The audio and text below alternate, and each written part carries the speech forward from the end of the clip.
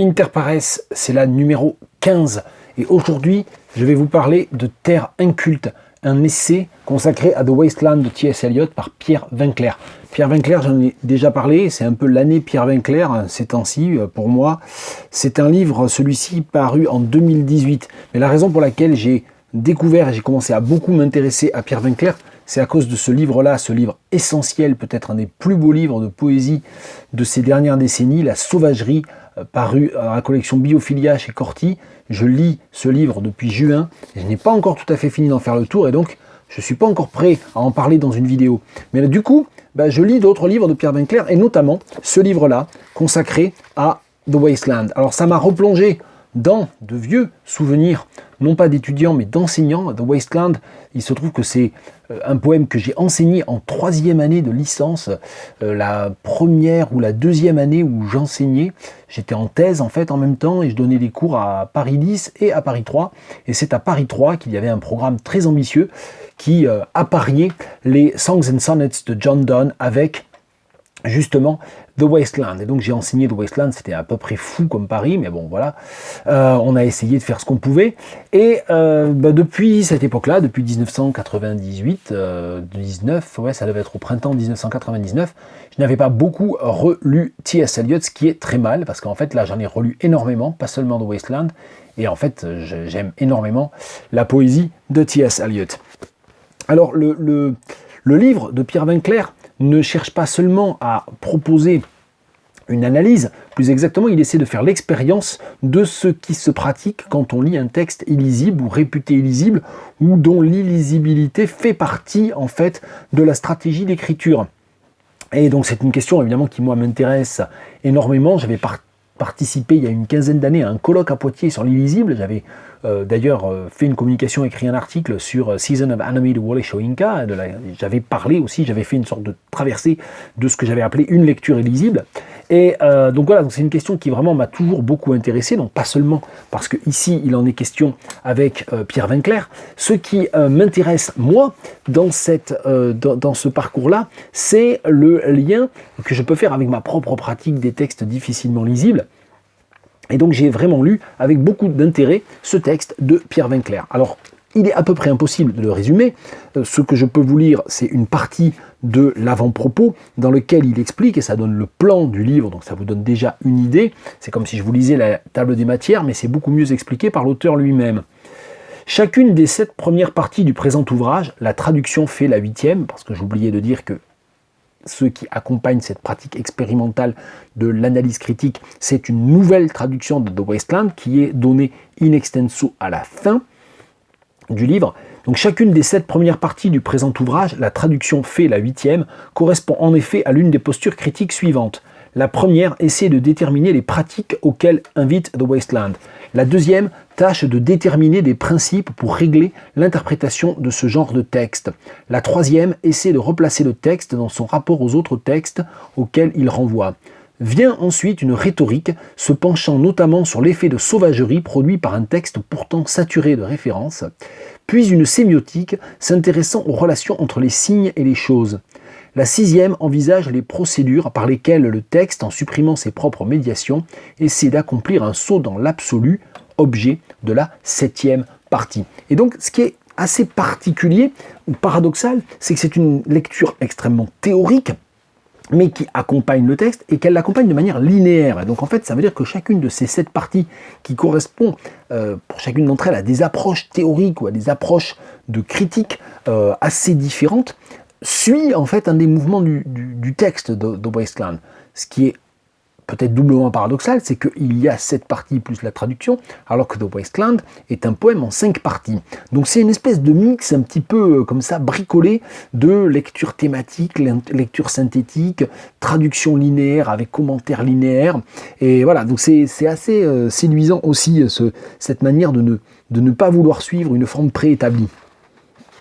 Je vais lire quelques extraits pour dire un petit peu ce que ça m'a apporté, et ça m'a beaucoup apporté d'un point de vue critique et du point de vue de la réflexion vraiment critique.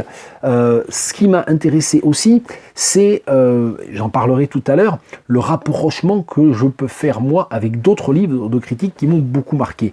Des livres de critique littéraire qui m'ont marqué, c'est-à-dire qui m'ont donné des outils, qui m'ont d'abord passionné bien sûr, mais aussi qui m'ont donné des outils qui ont fait changer ma perception, qui ont modifié ma perception de la littérature, du fait littéraire, de l'écriture, et du coup aussi de ma recherche et de mon enseignement en littérature. Il n'y en a pas beaucoup, il y en a peut-être 15 ou 20, allez, peut-être 25, je ne sais pas. Peut-être pas d'ailleurs des livres entiers à chaque fois, peut-être par-ci par-là un article ou un chapitre. Mais celui-là, il vient rejoindre en fait ces 20 ou 25 livres. Et il vient rejoindre ces 20 ou 25 livres avec un autre ouvrage dont je parlerai tout à l'heure et dont j'essaierai peut-être de lire un extrait. C'est celui-ci, Les Grandes Espérances de Charles Dickens, de René Belletto. On en parlera. Bon, du coup, la vidéo va être un peu longue, mais c'est-à-dire, je rappelle, inter pares, j'essaie de rester au-dessous de 10-12 minutes. Bon, la précédente en faisait 21, donc celle-là va sans doute dépasser les 10 minutes aussi. Alors, juste pour lire un extrait du premier chapitre, ça me paraît vraiment essentiel. Au fond, l'unité du texte n'est garantie que par la proximité spatiale des fragments sur la page, mi-visuels, mi-institués par les règles éditoriales. L'existence du sens de The Wasteland n'est d'abord qu'un postulat de la raison lectrice, adossé à une perception matérielle orientée par les traditions. Chercher un sens à tout prix, c'est jouer celle-ci contre quoi ? Contre l'expérience de la lecture. À moins que l'unité du texte se produise derrière le texte, dans le réel ou dans la culture. Faudrait-il en conclure que le texte n'est pas clos ou que l'unité du sens n'est pas son enjeu ? The Wasteland ouvre-t-il un nouveau genre, une nouvelle manière de lire ou une nouvelle manière de concevoir ce qu'est un texte ? Et pourtant, le titre et son symbolisme désolé se diffusent dans toutes les parties du texte avec opiniâtreté selon des modes variés, s'accrochant aux hypotextes, entrelacés aux roches d'une terre inculte. Donc là, c'est dans la première partie, et cette question de la pratique, elle va traverser l'ensemble, évidemment, de l'essai. Pour citer un extrait du chapitre 4 de la sauvagerie,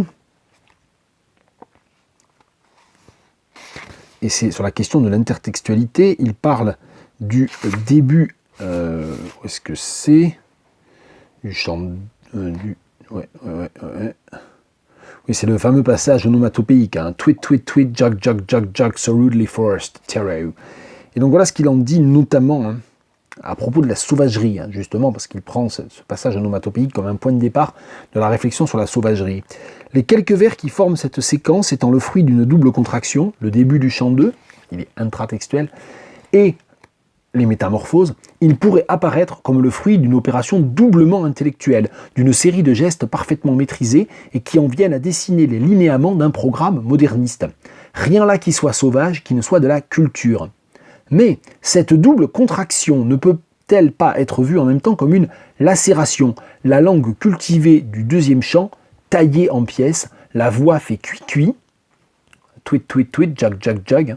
Le chant du texte n'est plus le signifié d'une métamorphose allégorique, mais l'acte du texte. Un texte réduit, qui n'est plus que ce pan poussé, tiré, où signifiants et signifiés passent les uns dans les autres, pour, certes, douloureusement tirer une langue sauvage, donc où nul auteur ne regarde plus son texte, qui rit, saute et tire la langue. Et donc évidemment, comme moi, je suis surtout entré dans les textes de Pierre Vinclair à travers ce livre très récent, La sauvagerie, bah forcément le chapitre dans ce texte, dans cet essai publié il y a 2 ans, qui s'intitule La sauvagerie, il trace une ligne de fuite, il permet d'expliquer ce qui est derrière. C'est-à-dire c'est le texte dans lequel il y a cette lacération, cette trouée, où finalement le texte n'est plus que texte et ne peut pas être ramené à ses hypostases culturelles. Et ça, c'est évidemment essentiel. Dans le chapitre 5, c'est amusant parce qu'il parle beaucoup de noétique et de noématique, et c'est la première fois, peut-être, je pense, que je trouve que c'est pas employé de manière complètement abstraite et théorique et à peu près incompréhensible, comme chez Husserl ou chez Heidegger. Et donc il parle de noèse, et bon, il explique bien. On peut affirmer qu'un poème pense ou qu'il a une activité noétique propre.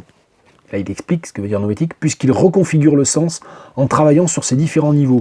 Il ne se contente pas de refléter ou d'exprimer une idéologie, et comprendre ce qu'il pense en propre implique de le considérer dans sa structure comme une figure globale, de figures que sont les chants que le poème que le poète compose, 2 figures que sont les fragments que le poète compose, 2 figures que sont les vers que le poète compose, 2 figures que sont les mots que le poète met en relation les uns avec les autres, 2 figures que sont les significations référentielles et pragmatiques, quant à elles reçues, le tout devant être mis en rapport avec la figure du milieu. Alors, c'est un peu compliqué à lire, je pense. Je vais peut-être faire un truc que je ne fais pas d'habitude, qui est que je vais mettre au point le passage que je viens de lire, il est là, hein, voilà. Et puis si vous voulez faire un arrêt sur image, eh bien, vous êtes chez vous. Enfin, peut-être dernier extrait pour suivre un peu le fil de cette réflexion, c'est dans le chapitre 6 qui s'appelle la suppression des médiations. Où est-ce que j'en suis? Ah oui, ça je l'avais noté à cause de la question des traductions, parce qu'en fait j'étais pas d'accord, a priori j'étais pas d'accord, enfin ou plus exactement, je croyais ne pas être d'accord avec ce passage-là, et puis c'est intéressant parce c'est une approche très dialectique de la traduction, et parce qu'en fait il s'inscrit un peu dans la version sourciste, c'est-à-dire voilà, il faut que la traduction soit fidèle à l'original, ou reflète la langue de l'original, ou soit montre qu'elle n'est qu'un décalque de l'original. Évidemment je suis pas du tout d'accord avec ça, puisque moi je suis plutôt moi je suis anti-l'admiral au sein de la traductologie, et du coup moi je considère pas qu'il y a des sourcistes et des ciblistes, mais bien entendu toute traduction est une négociation permanente entre la source et la cible, donc entre la langue de départ et la langue d'arrivée, et il faut avoir en fait finalement non pas, j'allais dire le meilleur compromis possible, ça ne doit même pas être un compromis possible, ça doit être le meilleur texte original possible, débouchant de cette négociation de sens et de signification à partir du travail de la langue source et de la langue cible, peu importe. Donc voilà, donc ces questions-là aussi, bien sûr, c'est un livre passionnant aussi sur la question de la traduction et de la traduction de la poésie, je ne l'ai peut-être pas assez dit. Donc du coup, je ne lis pas ce passage-là, mais finalement, je suis plutôt d'accord avec lui. Voilà, je suis pas, enfin, il y a un débat à avoir, il y a une discussion à avoir aussi sur la question de la traduction des noms propres, des jeux de mots, la question du calque aussi, qui m'intéresse. Mais enfin bon, si je veux avoir le temps de citer vite fait Belletto, il faut quand même que je passe à René Belletto. Donc vous l'avez compris, Pierre Vinclair, Terre inculte, c'est publié chez Hermann en 2018, et c'est très bien. Et donc, il faut que je vous dise 2 mots de ce livre-là, parce que en lisant Terre inculte, j'ai eu un peu le même genre d'enthousiasme intellectuel, j'allais dire d'extase, non. Là, il y avait eu une vraie extase, parce que j'étais très jeune, et donc plus impressionnable peut-être, mais c'est un livre que je ne renie absolument pas, et dans lequel je me suis du coup rapidement replongé avant de faire cette vidéo, et qui est toujours aussi bien. Il faut expliquer un petit peu autobiographiquement René Belletto, qui est un romancier, qui n'est pas universitaire, que je sache, qui n'est pas critique littéraire au sens classique du terme, a écrit en 1994, a publié ce livre, Les Grandes Espérances de Charles Dickens. Et j'ai lu ce livre alors que je venais juste d'intégrer Normal Sup, où je passais les oraux de Normal, je ne sais plus très bien. Et donc, en fait, on va dire que mon bagage méthodologique, culturel, franco-français était déjà un peu cadré, et j'avais du mal avec ça. J'étais un peu... Enfin, j'avais envie de faire sauter le moule, et je le faisais sauter un petit peu, quand même parfois prudemment, mais un petit peu quand j'étais en hippocagne-cagne. Et donc, au moment d'entrer à Normal Sup, j'ai lu ce livre, qui était un livre qui m'a absolument bouleversé, au sens où il a fondamentalement modifié ma manière de lire les romans, et notamment de lire les romans du 19e et du 20e siècle, de m'interroger sur la poétique de l'écriture romanesque, comme aucun texte, aucun essayiste ne l'avait fait avant. Et donc c'est vraiment essentiel. C'est un livre, c'est un énorme pavé, hein, il rentre vraiment dans le détail, et surtout il s'intéresse en fait à tout ce qui est l'implicite, à tout ce qui est le non-dit du texte, à tout ce qui sont les machinations arithmétiques, les machinations sémiotiques. C'est un livre fantastique de sémiotique fictionnelle, et donc si je devais essayer de faire comprendre à un étudiant, à un doctorant, à une doctorante, à qui que ce soit, ce qu'il ne faut pas rater de ce qu'habituellement tout le monde rate dans une lecture romanesque, c'est vraiment ce livre-là que je conseillerais. Je vais en lire un extrait quand même. C'est dans la partie qui s'appelle le voyage. Je ne sais plus combien il y a de parties, parce que c'est évidemment monstrueux comme livre, ça fait 500 pages, je ne sais pas combien. Alors ce qui est rigolo, c'est que alors que j'ai adoré ce livre, j'ai jamais rien lu d'autre de René Belletto. Alors On le connaît pour des romans comme La Machine, je crois, L'Enfer, des choses comme ça, qui ont été d'ailleurs... J'ai dû voir des films tirés de ces romans, mais j'ai jamais eu la curiosité d'aller relire des livres de René Belletto, alors que ce livre est un des livres de critique qui m'a le plus marqué. C'est bizarre, hein, quand même. Donc il y a 9 parties. Alors, les 9 parties s'appellent, vous allez voir, ça envoie, hein, la création de Pip. Pip, c'est le personnage narrant. Alors, The Great Expectations est un livre que j'avais adoré, qui m'avait déjà bouleversé. C'est aussi pour ça que ce livre de critique, forcément, me parlait. Hein. Voilà, j'ai pas lu ce livre sans avoir lu et beaucoup réfléchi à Great Expectations avant. La deuxième partie, la création des autres. Troisième partie, le secret. Quatrième partie, le voyage. Cinquième partie, la destruction des autres. Sixième partie, le destin. Septième partie, l'imitation de Pip. Huitième partie, la destruction de Pip. Et neuvième partie, le lecteur. C'est vraiment un livre génial. Si j'avais le temps, je relirais ce livre et puis je relirais Dickens. Bon, si j'avais le temps. Page 236. Pauvre mystère et pauvre labyrinthe, puisque Pip sait tout, sait ce qui l'attend, et feint de croire à ses illusions. Telle est d'une certaine manière la clé de tout commentaire du trajet de Pip, que Pip nous livrait dès la première phrase. Mais écoutons le commentaire qu'il nous fait lui-même, of course, en ce chapitre 29. Mais quoiqu'elle, Estella, eût pris fortement possession de moi, quoique mon imagination, fantaisie, imagination, invention, là les crochets sont de Belletto lui-même, et mon espoir reposasse sur elle, quoique son influence sur ma vie d'enfant et sur mon caractère, character, également rôle de théâtre, crochet de René Belletto, eût été toute puissante, je ne l'investis pas, même en cette matinée romantique, d'autres attributs que ceux qu'elle possédait. Je mentionne cela à cet endroit, in this place, écho lointain des at such a time du début, crochet de René Belletto, c'est incompréhensible ce que je suis en train de lire.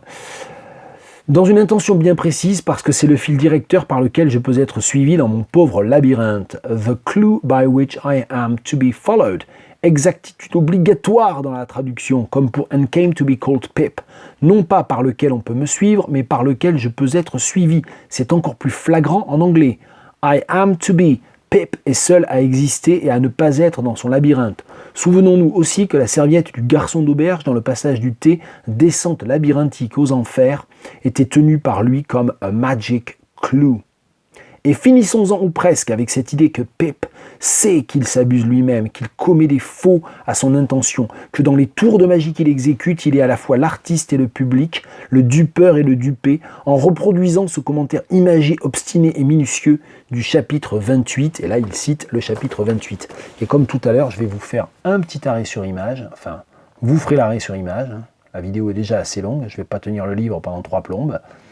Il est lourd en plus, ça fait mal. Non, ça fait pas mal, faut pas exagérer. Voilà, et ça c'est vraiment... en fait, il faudrait lire tout le livre, hein. C'est comme Terrain culte, hein. Vous comprenez bien dans cette vidéo ce que je suis en train de vous dire, il faut tout lire, hein. Comme moi, j'arrive pas à tout lire. Je vous le balance. Je vous lis le début aussi de la 8e partie, la destruction de Pip. Bon, ça fait 20 minutes, c'est n'importe quoi.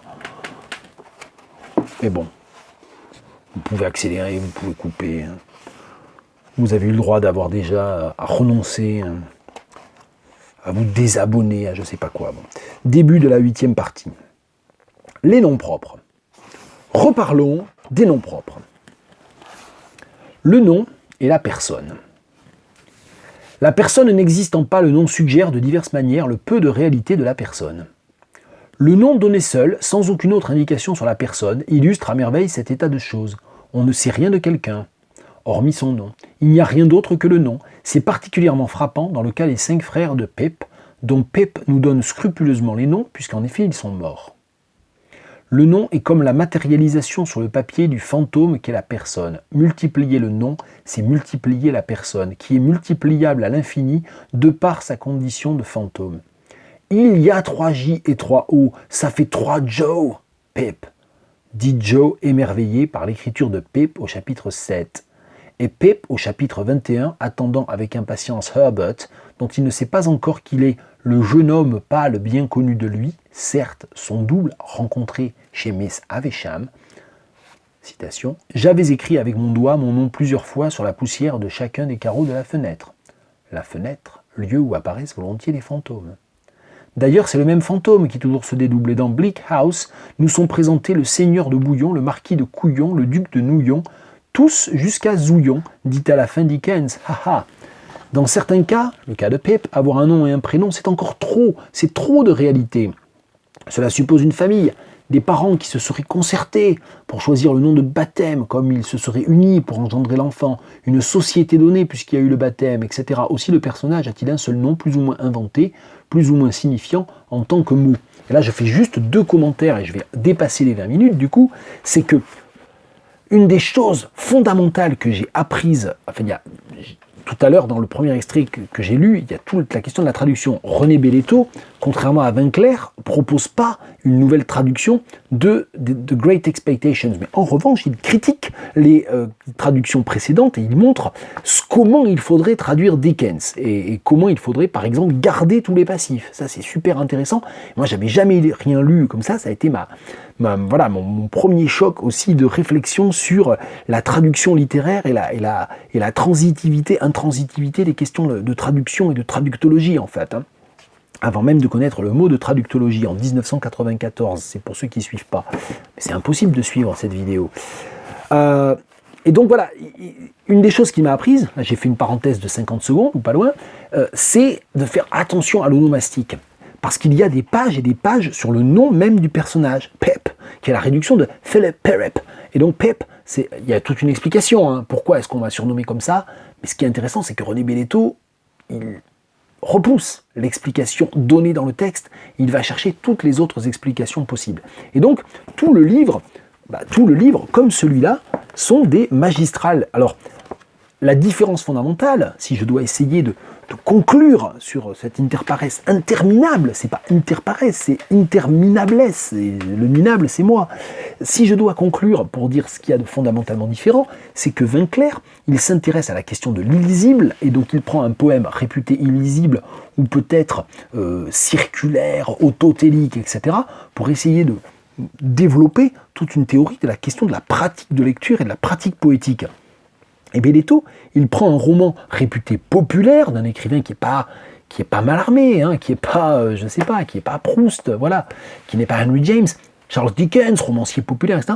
Et il montre, et moi j'adorais Dickens, j'avais eu un vrai choc en découvrant Dickens en 91-92, j'en avais lu plein, et il montre en quoi Dickens est au fond un écrivain avec énormément d'implicite et d'ambiguïté, et de complexité et de réseau sémantique, travaillé d'une manière poétique. Et c'était ça mon choc. Voilà.